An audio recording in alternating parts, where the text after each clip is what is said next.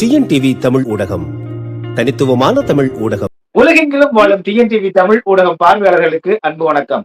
திருவள்ளுவ பெருந்தகை கூறுவது போல, உழுதுண்டு வாழ்வாரே வாழ்வார் என்கிற அடிப்படையில் தமிழ்நாடு என்பது உழவும் வேளாண் தொழிலும் இணைந்த பின்னி பிணைந்த வாழ்க்கை இயலோடு கொண்டது தமிழ்நாட்டினுடைய ஒட்டுமொத்த வாழ்வாதாரம். அப்படிப்பட்ட நிலையில் சமீப காலங்களாக இந்த வேளாண்மை குறித்தும் விவசாயம் குறித்தும் தொடர்ந்து முன்னிறுத்தி, குறிப்பாக வேளாண்மை தொழிலில் ஈடுபடுபவர்களுக்கு அரசு வேலை வாய்ப்பாக அது மாற்றப்படும் என்றெல்லாம் அறிவித்திருக்கிறார் நாம் தமிழர் கட்சியுடைய தலைமை ஒருங்கிணைப்பாளர் திரு சீமான். நாம் தமிழர் கட்சி தொடர்ந்து இந்த வேளாண் துறையை பற்றி அவர்கள் தொட்டுக்கொண்டும் பேசிக்கொண்டுமே இருக்கிறார்கள். இப்படிப்பட்ட நிலையில தமிழ்நாடு அரசனுடைய ஒவ்வொரு துறைகளும் அது என்ன நிலையில் இருக்கிறது, அதற்கு தேவைப்படக்கூடிய மாற்றங்கள், சீரமைப்புகள் என்ன என்பது குறித்து ஒவ்வொரு துறையாக தனித்தனியாக தரவுகளோடு நமக்கு விளக்கவிருக்கிறார் பொருளாதார வல்லுநரும் பதிப்பாளரும் எழுத்தாளரும் தேர்தல் வியூக வகுப்பாளருமான திரு நந்தன் மாசிலாமணி அவர்கள். முதல் கட்டமாக வேளாண் துறையை பற்றி இந்த காணொலியில அவர் பேசவிருக்கிறார். டாஸ்மாக் மதுபானம் விற்பனை செய்வதை அரசு வேலையா செய்ய முடியும் போது, வேளாண் துறையை, நமக்கு சோறு போடக்கூடிய வேளாண் துறையில் பணிபுரியக்கூடிய விவசாயிகளுக்கு ஏன் அது அரசு வேலை வாய்ப்பாக மாற்றக்கூடாது அப்படிங்கிற கேள்வியை முன்வைக்கிறாரு. நீங்கள் இந்த வேளாண் துறையை பற்றி விளக்கமாக கூறுவதற்கு முன்பு இதற்கு ஒரு பதில் சொல்லிட்டீங்கன்னா அதுக்கு அனைவருக்குமே இது ஒரு புரிதலை ஏற்படுத்தக்கூடியதா இருக்குன்னு நினைக்கிறேன். இல்ல, எல்லா நாட்டிலையும் வந்து நாம் தமிழ் கட்சி மட்டும் இல்ல, உலகம் எல்லா நாட்டிலையும் பாத்தீங்கன்னாக்கா வேளாண் பயிர் தான் முக்கியத்துவம் கொடுப்பாங்க. இப்போ சிங்கப்பூர் சில நாடுகள் ஏன் கொடுக்கணும்னா அவங்கள்ட்ட நிலப்பரப்பு இல்லை, அதுக்கான வசதி இல்லை, அதெல்லாம் அவங்க கொடுக்குது. ஆனா வாங்கி ஸ்டாக் பண்ணி வச்சுக்கிறாங்க, பஞ்சம் எல்லாம் பாத்துக்கிறாங்க. இப்போ நமக்கு என்னன்னாக்கா, நமக்கு மக்கள் தொகை ஜாஸ்தி, நிலம் ஜாஸ்தி, அதனால நமக்கு அவசியம் தேவை. இது நீங்க எந்த நாடாக எடுத்துக்கோ, நீங்க ஐரோப்பா நாடுல எதை எடுத்துட்டாலும் எல்லாமே பாத்தீங்கன்னாக்கா எல்லாமே விவசாயத்துக்கு சார்ந்துதான் அவங்களுக்கு மானியமோ அவங்க வசதி பண்ணி கொடுத்துதான் எல்லா கவர்மெண்ட்டும் செஞ்சுட்டு இருக்கு. இது புதுசு இல்லை. நாம் தமிழ் சொல்றது புதுசே கிடையாது. எல்லா நாடும் செஞ்சுட்டு இருக்காங்க. ஆனால் தமிழ்நாடு, இந்தியா அந்த அளவுக்கு ஒரு கவனம் ரொம்ப ரொம்ப குறைவா செலுத்துது. மற்றது ப்ரையாரிட்டி கொடுத்த மாதிரி இதுக்கு கொடுக்கல. ஏன்னா கொடுத்துருந்தாங்கனாக்கா இவ்வளவு பேர் இருக்க மாட்டாங்க. இதுக்கு ஃபர்ஸ்ட் இதுக்கான கல்வி கொடுத்தாகணும் மக்களுக்கு. நமக்கு கல்வி கொடுத்தாக்கா அடுத்தது அந்த இடுபொருள் கொடுத்தாகணும், உரமோ மற்ற எல்லா பொருளும். எனக்கா இது ஃபார்மிங் வரும்போது வச்சுக்க, நீங்க மேனல் ஃபார்மிங்கும் பத்தாது. கையிலே நடுவது, கையிலேயே கலர்றது, அதெல்லாம் எடுத்து மிஷினரி தான் போடணும். சைனாலாம் பார்த்தா மிஷின் இறக்கிட்டாங்க. அப்போ நம்ம மேப் அங்கே எடுத்துடலாம், பல பேர் எடுத்துடலாம் வெளில இதுலேருந்து. மிஷினரிக்குள்ளே கொண்டுடணும். அப்புறம் மார்க்கெட் பண்ணணும், சேல்ஸ் பண்ணணும், லாபம் வரணும் விவசாயிக்கு. இது கவர்மெண்ட் பங்கு, பெரிய பங்கு இருக்குது. ஏன்னாக்கா இது மற்ற துறை மாதிரி விட்டு வேடிக்கை பார்க்க முடியாது. அவங்க உற்பத்தி பண்ணுறவங்களாச்சு, ஜனங்களுக்காச்சு ஏதோ வாங்கிட்டு போனாங்க, அவங்க கிடைச்சா கிடைக்கல, நம்ம இருக்க முடியாது. இப்போ மற்ற எல்லா பொருளுக்கும் நீங்கள் விட்டுடலாம். நீங்கள் மார்க்கெட் என்ன டிமாண்ட் பண்ணுது, டிமாண்ட் சப்ளைக்கு நீங்கள் விட்டுடலாம், விலை மீண்டும் இருக்கும், அது பரவாயில்ல. ஏன்னா இது அப்படி கிடையாது. மற்ற இப்போ ஒரு உதாரணத்துக்கு நீங்கள் உடை வாங்கி வச்சுக்கோங்களேன், உடையில விலை கூட இருக்கா, ஜனங்க வாங்காமல் போயிடுவாங்க. விலை கம்மியாக தான் வாங்கிப்பாங்க, இல்லை குறவை வாங்கி, இப்போ 10 வாங்கின இடத்துக்கு 2 வாங்குவாங்க, 3 வாங்குவாங்க, சமாளிச்சுப்பாங்க. ஆனால் உணவு அப்படி இல்லை பாருங்க, 3 நாள் சாப்பிட்டாங்க ஜனங்க. அதனால இது மார்க்கெட் போஸ்ட் விட முடியாது. நம்ம பதுக்கல் அதிகமாக போடும், சாமானிய மக்களுக்கு அரிசி எல்லாம் போடும், பஞ்சமாக போடும். அதனால அதை தவிர்க்கிறதுக்கு நம்ம அரசாங்கம் தான் இந்த முழு பொறுப்பு எடுத்துக்கணும். மத்திய அரசும் எடுத்துக்கணும், மாநில அரசும் எடுத்துக்கணும். எடுத்துக்கிட்டாதான் இது ஜனங்களுக்கு நீங்க உணவு 3 வேளைக்கு எல்லாம் சாப்பிட்டாங்க வச்சுக்கோங்களேன், கிட்டத்தட்ட 80% கிரைம் குறைஞ்சிடும். ஃபர்ஸ்ட் இது திருட மாட்டாங்க. உணவு எல்லாருக்கும் அதாவது நம்ம அன்னதானம் போடுறோம், நம்ம ஒரு கோயில்ல அன்னதானம் போடுறோம், கல்யாணத்துக்கு எல்லாம். என்ன காரணம்னாக்க ஜனங்க சாப்பிடணும், முழுமையா சாப்பிடணுன்றதுக்காக தான் அந்த வேலையை பண்றோம். நம்ம அந்த உணவு வந்துட்டுனாவே உங்களுக்கு இது குறையும், உங்களுக்கு ஒரு தேவை குறைஞ்சிடும். உங்களுக்கு ஒரு 80% கிரைம் நிச்சயமா குறைஞ்சிடும். அப்போ மற்ற கிரைம் நடக்கும், அது வேற விஷயம். பட் இந்த உணவுக்காக பண்ற கிரைம் இருக்கக்கூடாது நாட்டுல. உணவுக்காக திருடுறான்றது இந்த நாட்டுல இருக்குது, நாட்டுக்கு ஒரு அவமானம் வச்சுக்கணும். இதுதான் நாம் தமிழர் சொல்றாங்க. மற்றவங்க எல்லாம் சொல்லாம விட்டோம்னா அவங்க தெரியாம சொல்லல, அவங்க பிரியாணி கொடுக்கல, அவ்வளவுதான் சொல்லாங்க. முக்கியத்துவம் கொடுக்கல அவங்க யாருக்கு. இப்போ தமிழ்நாட்டில் பார்த்தீங்கன்னாக்கா நம்மளோட வேளாண் துறை கிட்டத்தட்ட ஒரு 6 துறைகள் அது கீழே வருது. ஒன்று வேளாண்மை, அடுத்து தோட்டக்கலை, பயிர், மொத்தம் இருக்கு இல்லையா, அதெல்லாம் வந்துடும். அப்புறம் தோட்டப்பயிர் அதெல்லாம் வந்துடும். அடுத்து பல்கலைக்கழகம், கல்லூரி, அது கீழே தான் வந்துடும். அப்புறம் பார்த்தீங்கன்னா இந்த சக்கரை ஆலை அது வந்துடும். அப்புறம் விதை சான்றிதழ், அப்புறம் கனிம சான்றிதழ் அதெல்லாம் வந்துடும். அப்புறம் வேளாண்மை, சந்தைப்படுத்தல், அப்புறம் மார்க்கெட் பண்றோம் இல்லையா, வேளாண்மை அது பொருள் மார்க்கெட் பண்றது, அப்புறம் வணிகம் இப்படி சேல்ஸ் பண்றது, அது ஒண்ணு. அப்புறம் தமிழ்நாடு நீர்நிலை மேம்பாட்டு முகமை இதெல்லாம் வந்து அந்த துறை கீழே வர வர விஷயம் இது. இதுல வந்து ஒரு மத்திய அரசோட ஒரு பங்களிப்பு கொஞ்சம் கூடுதலா தமிழ்நாட்டுக்கு இருக்கு. கடந்த 5 ஆண்டுகளா பார்த்தீங்கன்னாக்கா, அவங்களோட பங்களிப்பு வந்து தமிழ்நாட்டுக்கு வந்து ஒரு ஓரளவு நமக்கு ரீசனபா செஞ்சுருக்காங்கன்னு சொல்லலாம் நம்ம. ஏன்னாக்கா அவங்க வந்து ஒரு எல்லா விவசாயத்தையும் ஒரு ஒரு கொடைக்கீழ எல்லாத்தையும் கொண்டாந்துருக்காங்க. கொண்டாந்து பார்த்தீங்கன்னாக்கா, அதுல வந்து அந்த பயிற்சியும் குடுக்குறாங்க. ஆண்டு அகில இந்திய அளவில பார்த்தீங்கன்னா, நம்மளோட 3ஆம் இடத்துல பயிற்சி அதிகமா பெற்றிருக்கோம். கிட்டத்தட்ட 3644 பேர் நம்ம வந்து இப்ப அந்த வேளாண்மை பயிற்சி பெற்றுருக்காங்க. அப்புறம் வந்து எவ்வளவு கிராமத்துல வேளாண்மை இந்த கணக்கெடுப்பாங்க இல்லையா? எவ்வளவு பேர் வேலை செய்றாங்க. அந்த கணக்குல பார்த்தீங்கன்னா, கிட்டத்தட்ட 17 நமக்கு வந்து இந்த கிராமம் வந்து 12,505 கிராமம் இருந்தா கூட, நம்ம சொந்த கிராமம் சின்ன சின்ன குக்கிராமம்லாம் சொல்றோம் இல்லையா? கிட்டத்தட்ட 17,000 கிராமத்துக்கு அவங்க கணக்கெடுத்திருக்காங்க. அப்புறம் மானியம் பார்த்தீங்கன்னு வச்சுக்கோங்களேன். இப்ப நம்ம தமிழ்நாட்டுக்கு எவ்வளவு மானியம் குடுத்துருக்காங்கன்னு பார்த்தீங்கன்னாக்கா, அந்த பயனாளி பார்த்தீங்கன்னா, கிட்டத்தட்ட 12,000 பேர் மானியம் வாங்கியிருக்காங்க. அதுவும் நம்ம வந்து 3ஆம் இடத்துல தான் இருக்கோம். ஆல் இண்டியா ஆல் இண்டியாவுல பார்க்கும்போது 3ஆம் இடத்துல நம்ம வந்திருக்கோம். அப்புறம் வந்து இந்த சென்ற ஆண்டு 24, 25 வச்சுக்கோங்களேன். அது பார்த்தீங்கன்னா, இந்த மத்திய அரசு ஒரு 11 திட்டம் வச்சிருக்காங்க. அதுல வந்து கிட்டத்தட்ட 2,4 கோடி பேர் தமிழர்கள் வந்து பயணிகள் இருக்காங்க. தொகை பார்த்தீங்கன்னா, கிட்டத்தட்ட 1,700 கோடி கிட்டத்தட்ட அவங்க மத்திய அரசு விடுவிச்சிருக்கு. இப்ப இதெல்லாம் நெறைய புள்ளிவிவரம் வச்சுக்கோங்களேன். நீங்க அந்த நம்ம கடந்த 5 ஆண்டுகளா நம்ம மாநில அரசும், மத்திய அரசும் வழங்கிய பட்ஜெட் வந்து பார்த்தீங்கன்னா, நெறைய புள்ளிவிவரம் தெரியும் நமக்கு. எவ்வளவு நமக்கு நிதி ஒதுக்கியிருக்காங்க என்னன்றது. பட் நம்ம அது முக்கியம் இல்ல இப்ப நமக்கு. அந்த தரவு வந்து இப்ப நமக்கு முக்கியம் இல்ல. நம்ம கவனிக்க வேண்டியதுனாக்க, தண்ணீர் அடைவு தான் முக்கியம் நமக்கு இப்ப. எல்லாமே தண்ணீர்னாக்க கூடுதலா உற்பத்தி பெருக்குறது. நெறைய தரிசனம் நம்ம பார்க்கிறோம் நம்ம. நீர் வந்து வந்து இல்ல நமக்கு. விவசாயம் பண்றதுக்கு நீர் இல்லாம இருக்கும். இதெல்லாம் இதுதான் நம்ம முக்கிய கவனம் செலுத்த வேண்டிய நம்ம இருக்கோம். ஒண்ணு தரிசனம் இல்லாம பண்ணணும். வேளாண்மை உற்பத்தி இருக்கு இல்லையா? அத வந்து அதிகப்படுத்தணும். நல்ல வித்து போட்டு அதிகப்படுத்தணும். அப்புறம் வந்து நீர்நிலையை நம்ம இம்ப்ரூவ் பண்ணி ஆகணும். கூடுதலா கவனம் செலுத்தி பண்ணா தான், அது இப்ப இப்ப வேளாண்மை பார்த்தா அதுக்கு அதுக்கு அதுக்கு வந்து உரம் தேவைப்படுது. உரத்துக்கு வந்து மாடு தேவைப்படுது. இருந்ததுனாக்கா நமக்கு வந்து அது எல்லாம் சப்ளிமெண்ட் பாருங்க. வேளாண்மை இதெல்லாம் பிரிக்க முடியாத விஷயம். கால்நடை வளர்ப்பு இதெல்லாம் வந்து சிக்கன் இதெல்லாம் வந்து வச்சுக்கோங்களேன். இதெல்லாம் வந்து அது அது ஒருங்கிணைத்த இது வேளாண்மை இது. அது எல்லாம் சேர்ந்து பண்ணும்போது, ஒளிச்சிக்கா பண்ணும்போது, நமக்கு கூடுதலா பலன் கிடைக்கும் நமக்கு. உதாரணத்துக்கு பார்த்தீங்கன்னா, நம்ம நெல் உற்பத்தி பார்த்தீங்கன்னாக்கா, இப்ப மத்த நாட்ல பார்த்தீங்கன்னாக்கா, பங்களாதேஷ் வந்து கிட்டத்தட்ட 4.7 வரைக்கும் பண்றாங்க. ஈல்டு பண்றாங்க. நமக்கு வந்து ஆல் இண்டியா 4.2 நம்ம பண்றோம். தமிழ்நாடு 3.9 பண்றோம் நம்ம. பட் இதெல்லாம் இம்ப்ரூவ் பண்ணணுன்றேன். ஒரு ஹெக்டேர் ஈல்டுக்கு வந்து ஒரு ஹெக்டருக்கு ஈல்டு கூடுதலா பண்ணிட்டா வச்சுக்கோங்களேன். அப்ப என்ன ஆகுனாக்கா, விவசாயிகளுக்கு கூடுதலா நெல் கிடைக்கும் அவங்களுக்கு. அப்ப கூடுதலா வருமானம் கிடைக்கும். அப்ப உற்பத்தியில கொஞ்சம் ஆவரேஜ் குறையும் பாருங்க. இதுதான் மேஜர் கான்செப்ட். இத நீங்க இந்த விஷயம் நம்ம அட்ரஸ் பண்ணிட்டாவே, வறுமை ஒழியும் உங்களுக்கு. இதான் ஏன்னா கிட்டத்தட்ட நம்ம இன்னைக்கு நிலைமை தமிழ்நாடு பார்த்தீங்கன்னா, கிட்டத்தட்ட 42% 48% வரைக்கும் நம்ம வந்து வேளாண்மை சார்ந்து இருக்கோம் நம்ம. ஒரு பெருவாரிய மக்கள் வந்து இன்னைக்கும் வந்து ஒரு அதாவது தோட்டப்பயிராகட்டும், இல்ல வந்து காய்கறி விளைச்சல் ஆகட்டும், இல்ல வந்து விளைச்சல் சொல்றோம் இல்லையா? நம்ம தேயிலை தோட்டம், காஃபி பிளான்டேஷன்லாம் சொல்றோம் பாருங்க. அது அப்புறம் விவசாயம் இதெல்லாம் பார்த்தீங்கன்னா, கிட்டத்தட்ட 48% 48% நம்ம வந்து நம்மளோட இன்னைக்கும் வந்து அவங்கள தான் எம்ப்ளாய் பண்ணிட்டு இருக்கோம். அவங்களுக்கு தான் வேலை வாய்ப்பு நம்ம குடுத்துட்டு இருக்கோம். இது மேஜர் சங்க் இது. இது கிட்டத்தட்ட வந்து இதுலேருந்து 20% வெளில எடுத்தாகணும். அப்ப நீங்க வந்து மிஷினரி உள்ள கொண்டு வரணும். அப்புறம் வந்து உற்பத்தி கூடுதல் உண்டு பண்ணா தான் இங்க ஆட்கள் வெளில எடுக்க முடியும். எடுத்தாக்கா வேற நல்ல தொழில் பண்ணலாம். இப்ப நமக்கு வந்து உதாரணத்துக்கு பார்த்தீங்கன்னாக்கா, நீங்க எந்த பொருளும் எடுத்துக்கோங்க. இப்ப உதாரணத்துக்கு நீங்க தியேட்டர்ல வந்து பாப்கார்ன் விக்கிறாங்கன்னு வச்சுக்கோங்களேன். ஒரு பாக்ஸ் நெறைய பாப்கார்ன் தர்றாங்க. ரூ. 140 இப்ப குறைச்சலா கிடையாது. சின்ன பாக்ஸ் பெருசு கூட விக்கும்.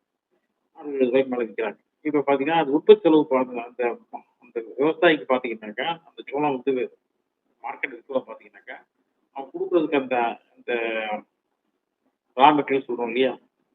அது வந்து பார்த்தீங்கன்னாக்கா, ரூ. 5 மேல இருக்காது. ரூ. 5 தான் கிடைக்கும். யாருக்காவது விவசாயிக்கு. பொருள் விக்கும்போது. ஆனா சந்தையில விக்கும்போது, மதிப்பு கூட்டி விக்கும்போது கிட்டத்தட்ட ரூ. 70 ரூ. 140 விக்கிறாங்க. அப்ப அவங்க லாபம் எவ்வளோ இருக்குன்னு பாருங்க. அதுக்கு அந்த அந்த அந்த பண்ற விவசாயிக்கு வந்து அந்த உற்பத்தி பண்ற விவசாயிக்கு வந்து கிட்டத்தட்ட பார்த்தீங்கன்னாக்கா, ஒரு ரூ. 5லேருந்து ரூ. 100 மேல தான் விலை இருக்காது அதுக்கு. அவ்வளோதான் விலை குடுப்பாங்க அவங்க. உற்பத்தி நிறைய இருக்கிறதுனால. ஆனா கடையில வச்சு விக்கும்போது கூடுதல் வச்சு விக்கிறாங்க. இப்ப இந்த மாரி தான் நீங்க அட்ரஸ் பண்ணீங்க. அப்புறம் வந்து ஆப் வச்சுக்கிட்டு நமக்கு வந்து 3 விஷயம் அட்ரஸ் பண்ண வேண்டியது. ஒண்ணு வந்து உற்பத்தி கம்மியாச்சுனாக்கா விலை ஜாஸ்தியாகாது. பொதுமக்களுக்கு வந்து உற்பத்தி கம்மியாச்சுனாக்கா, விவசாய உற்பத்தி கம்மியாச்சுன்னா, விவசாயிகளுக்கு லாபம் கிடையாது. ஏன்னா உற்பத்தி கம்மியா இருக்கிறதுனால பொதுமக்களுக்கு விலை தாறுமாறா விலை விக்கும். அப்ப பொதுமக்களுக்கும் கஷ்டம், விவசாயிக்கும் கஷ்டம். நம்ம இப்ப வந்து உற்பத்தி அதிகமாச்சு வச்சுக்கோங்க. விவசாயிக்கு லாபம் கிடைக்காது. ஜனங்களுக்கும் வந்து விலை கம்மியா கிடைக்க முடிய, அவங்க கைக்கு எதுவும் கம்மியா கிடைக்காது. இப்ப தக்காளி வந்து அதிகமா விளைச்சல் ரோட்ல கட்டி நம்ம பார்க்குறோம். அது அங்கேயே கொண்டு வர முடியாதுங்க. அதுக்கு ஒரு செலவு இருக்கு. அப்ப இங்க யார் நுகர்வோரோ அவங்களுக்கும் லாபம் இல்ல இதுல. கூடுதல் விளைச்சல் வந்ததுனாக்க. அப்ப இந்த கவர்மெண்ட் என்ன பண்ணா, ஆப் கிரியேட் பண்ணிட்டு, நமக்கு வந்து எவ்வளவு தேவைப்படுது? ஒரு நாளைக்கு தக்காளி எவ்வளவு தேவைப்படுது? ஒரு மாசத்துக்கு எவ்வளவு தேவைப்படுது? இந்த கணக்கு வச்சுட்டு தான் நீங்க உற்பத்தியா தயார் பண்ண முடியும் பாருங்க. ஒரு மாசத்துக்கு உங்களுக்கு எவ்வளவு தேவைப்படுதோ, அதுல 10% 15% நீங்க கூட வச்சு உற்பத்தி பண்ண ஒரேடியா ஒரு 5 மடங்கு உற்பத்தி கூட பண்ணி, அது குப்பையில கொட்டுறதுக்கு, இல்ல ரொம்ப ரொம்ப விளைச்சல் அதிகமா ரொம்ப கம்மியா போய் விலை தாறுமாறா விக்கிறதுக்கும். அப்போ ஒரு ஒரு ரேஷியோ பண்ணி ஒரு ஸ்ட்ரீம்லைன் பண்ண பாருங்க. இந்த மாதிரி தான் எல்லா பொருளுக்கும். ஏன்னா இந்த உணவு மட்டும் என்னன்னாக்கா அழுகி போற பொருள். அப்போ கூடுதல் உற்பத்தி ஆச்சுன்னா அதை பதப்படுத்தணும் அது. இப்ப இப்ப தக்காளிலாம் கொஞ்சம் பதப்படுத்தினாக்கா நம்ம வச்சுக்கலாம். அதை வச்சு உபயோகப்படுத்தலாம். அந்த மாதிரி அது எந்த மாதிரிலாம் நமக்கு பொருள் இருக்கோ அதெல்லாம் உற்பத்தி பண்ணும்போது நம்ம அது பதப்படுத்துற மாதிரி தெரிஞ்சு வச்சுக்கலாம் முதல்ல. இது இங்க தான் அரசாங்கம் தேவைப்படுது. ஏன்னா விவசாயிகளுக்கு அவங்க பதப்படுத்த முடியாது. ஏன்னா ஸ்டோரேஜ் வச்சு கோல்ட் ஸ்டோரேஜ் அவங்களால வச்சுக்க முடியாது. ஏன்னா அது பெரிய காஸ்ட்டு, அது மேன் பவர் தேவைப்படுது, இன்வெஸ்ட்மென்ட் தேவைப்படுது. அவங்க எல்லாத்தையும் எதிர்பார்க்க முடியாது. அப்ப அரசாங்கம் தான் எந்த மாவட்டத்துல எது உற்பத்தி பண்ணணும், எப்படி சரி பண்ணணுன்றது அரசாங்கம் தான் இதுக்கு வந்து அதிகபட்சம் 2 மாசம் கண்டுபிடிச்சு எடுத்துடலாம். 2 மாசத்துல நீங்க வந்து நமக்கு எவ்வளவு தமிழ்நாட்டுக்கு எவ்வளவு தேவை? ஒரு கத்திரிக்காய்னா கத்திரிக்காய் எவ்வளவு தேவை? மாசத்துக்கு ஒரு நாளைக்கு எவ்வளவு தேவைப்படுது? அது கரெக்ட்டா நீங்க கனெக்ட் பண்ணிட்டீங்க. ஆப் கிரியேட் பண்ணிட்டீங்கன்னா, எப்படி வந்து இப்ப இந்த ஸ்விக்கி இதெல்லாம் வந்து உங்களுக்கு உணவு வந்து இருக்குதோ, அதே மாரி இதையும் இறக்கலாம் நீங்க. அப்போ உற்பத்திக்கும் பண்ற விவசாயிக்கும் ஒரு உரிய விலை கிடைக்கும். கன்சியூமருக்கும் ஒரு விலை கிடைக்கும். பொருள் வந்து தேங்காது, பொருள் வந்து அழுகாது. இங்க இங்க தான் அரசாங்கம் கவனம் செலுத்தி அது செய்யணும். அது அதிகபட்சம் 2 மாசத்துல பண்ணி குடுக்கலாம். சாஃப்ட்வேர் பண்ணி குடுத்துடலாம் நமக்கு. இந்த நுகர்வோர் யாருன்னு இப்ப பார்த்துட்டு நுகர்வோர் எல்லாத்தையும் வந்து சேர்ந்துட்டாங்கன்னாக்க, மாவட்ட வாரியா பிரிச்சிடலாம். ஒவ்வொரு மாவட்டத்துக்கு இவ்வளோ தேவைப்படுது. அப்ப அங்கேயே டிஸ்ட்ரிபியூஷன் வந்து லாஜிஸ்டிக் அழகா பண்ணி முடிச்சிடலாம். அப்ப இன்னைக்கு ஆர்டர் பண்ணாங்கன்னா, உங்களுக்கு அடுத்த நாள் சாயங்காலம் உங்களுக்கு சேர்ந்துரும் உங்களுக்கு. அந்த ஹெட் குவார்ட்டர்ஸ் வந்து சேர்ந்துரும். எடுத்து அங்கே பிரிச்சு குடுத்துருவாங்க நம்மள. அப்ப என்னாக்கா வேலைவாய்ப்பு உருவாக்கும். விவசாயிகள் கூடுதலா பணம் கிடைக்கும். கன்சியூமருக்கு வந்து விலை குறைவா கிடைக்கும். கவர்மெண்ட்டே பண்றதுனால. ஏற்கனவே வேளாண் பல்கலைக்கழகங்கள் இருக்காங்க. விவசாயிகளுக்கான தகவல்கள் குடுக்குறாங்க. அதே போல கிடங்குகளும் இருக்கு. அரிசி, கோதுமை எல்லாம் வந்து வைத்துக் கொள்வதற்கு கிடங்குகளும் ஆங்காங்கே இருக்கு. ஆனா எங்க வந்து இதுல ஒரு பிழை ஏற்படுகிறது, தவறு ஏற்படுறதா நம்ம பார்க்கலாம். என்னன்னா, வேளாண் உற்பத்தியாளர்கள் நீங்க கூறுவதைப் போல அவங்களுக்கான அந்த செய்கூலி கூட அவங்களுக்கு கிடைக்கிறது கிடையாது. அந்த கூலி ஆட்களை வைத்து களை பிடுங்குவது அல்லது அந்த காய்கறிகளை எடுப்பது, தக்காளி எடுப்பதோ, வெங்காயம் எடுப்பதற்கு அதற்கான கூலி கூட அவங்களுக்கு கிடைக்கிறது இல்ல. அது கிடைச்சா கூட போதுன்னு அவங்க குடுக்குறாங்க. ஆனால் அது சந்தையில் விற்பனை 200, 300 மடங்கு அதிகமாக விற்பனை ஆகுது. அப்ப இந்த இந்த சிஸ்டம் இது எங்க கோளாறு இருப்பதாக நீங்க கருதுறீங்க? நம்ம நெல்லேருந்து எடுத்துக்கலாம். இப்ப நீங்க என்ன கேட்கிறீங்கன்னா, நெல் உற்பத்தி பண்றாங்க. அங்க கிடங்குன்றீங்க. இப்ப அதுக்கு அடிப்படை பார்த்தீங்கன்னா, கல்லூரி பல்கலைக்கழகம். நம்ம தமிழ்நாட்டுல பார்த்தீங்கன்னா, ஒரு 70 கல்லூரி தான் மட்டும் இருக்கு. ஒரே ஒரு பல்கலைக்கழகம் தான் நமக்கு இருக்கு. கோயம்புத்தூர்ல யூனிவர்சிட்டி ஒண்ணே ஒண்ணு தான் இருக்கு. நமக்கு அது பத்தாது. கிட்டத்தட்ட நம்ம 48% மக்கள் வந்து இதில எம்ப்ளாய் பண்றதுனால, இத நம்பி சார்ந்து இருக்கிறதுனால, அப்ப நீங்க அதிகமான கல்லூரி நீங்க தேர்ந்தாகணும் நீங்க. அதிகமாகவே படிக்க வைக்கணும் நீங்க.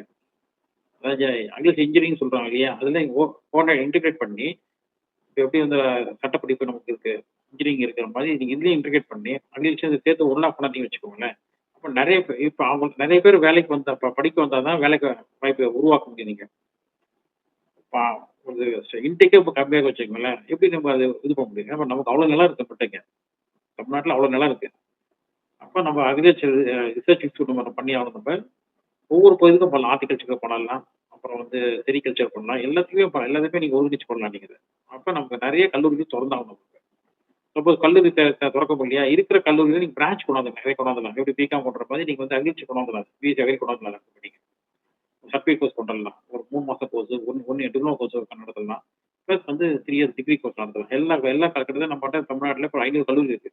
இந்த 500 கல்லூரியிலுமே நீங்க வந்து ஒரு ஒரு பட்டப்படிப்பு கொண்டாந்துடலாம் நீங்க. ஒரு பிஎஸ்சி அக்ரி கோர்ஸ் கொண்டாந்தீங்கன்னா, கிட்டத்தட்ட ஒரு 40 பசங்க, 50 பசங்க படிக்கிறான்னு வச்சுக்கோங்களேன். கிட்டத்தட்ட ஒரு 2,00,000 பசங்க நீங்க வந்து இதுல கல்வி கொடுக்கலாம் பேச. அப்ப அப்போ என்ன ஆகும்னா, நிறைய படிப்பு வந்து உள்ள வந்தாதான் வந்து வளர்ச்சி வரும் உங்களுக்கு, ஆராய்ச்சி வரும் உங்களுக்கு. அப்ப அத இப்ப ஏன் இப்ப பார்ப்பாங்க, பங்களாதேஷ் நம்மளோட பின்தங்கிய தேசம். அவங்க வந்து கிட்டத்தட்ட இவ்வளவு உற்பத்தி பண்ணும்போது நம்ம ஏன் உற்பத்தி கம்மியா பண்றோம்? அப்ப அவங்க என்ன நெல் ஊத்தி யூஸ் பண்றாங்க? நமக்கு என்ன தேவைப்படுது? இப்படிதான் வளர்ச்சி வர முடியும் நீங்க. ஃபர்ஸ்ட் இப்ப நம்ம வந்து டெவலப் பண்ண வேண்டியது இது இந்த கல்லூரி டெவலப் பண்ணணும். ஒவ்வொரு கல்லூரியிலும் பிஎஸ்சி அக்ரி கொண்டாந்துடணும். கொண்டாந்தீங்கன்னா உங்களுக்கு ஒரு பெரிய வளர்ச்சி வந்துடும். ப்ளஸ் வந்து இப்ப நெல் நம்ம பல இதுல பார்த்துருக்கோம். நெல்லுக்கு உற்பத்தி பண்றாங்க. அங்க வந்து கொட்டி கிடக்குது. வாங்க, அதாவது கவர்மெண்ட்ல வெயிட் பண்ணுங்கன்றாங்க. அப்புறம் மழை பெய்யுது, முளைச்சதும் பார்க்குறோம்.